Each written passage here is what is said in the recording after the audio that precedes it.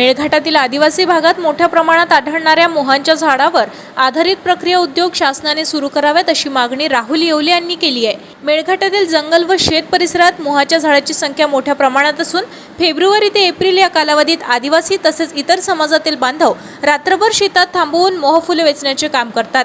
मोहफुलांपासून दारू, वाईन तसेच विविध उत्पादने तयार केली जाऊ शकतात। त्यामुळे शासनाने या संदर्भात अधिकृत परवाने उपलब्ध करून देत प्रक्रिया उद्योगांना प्रोत्साहन द्यावे अशी मागणी करण्यात आली आहे।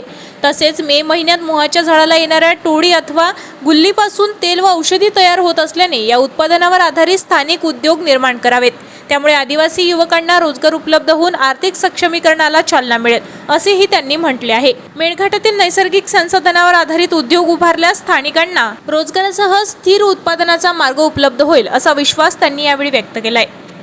आपण पाहू शकता मेळघाटमध्ये शेतकऱ्यांच्या शेतामध्ये व जंगलामध्ये मोठ्या प्रमाणात हे मोहफुलाचे झाडं आहेत। याला वर्षातून 2 वेळा वेगवेगळ्या प्रकारचे फळ येतात। एक मोहफूल आणि दुसरं त्याला म्हणतात टोळी, गुल्ली पण म्हणतात। अशी टोळी आता लागलेली आहे। याच्या आधी काही 1-1.5 महिन्याआधी मोहफूल येऊन गेलेला आहे आणि मोठ्या प्रमाणात त्याचं उत्पादन होते, परंतु त्याची बाजारपेठ इथं उपलब्ध नाही आहे। म्हणून एक आमची सरकारला विनंती आहे की आमच्या आदिवासी भागातील शेतकऱ्यांना, आदिवासी लोकांना या मोहफुलापासून निर्माण होणारे उत्पादन स्थानिक त्यांना इथं उपलब्ध व्हावे, त्यासाठी त्यांनी प्रयत्न करावे अशी एक आमची मागणी आहे।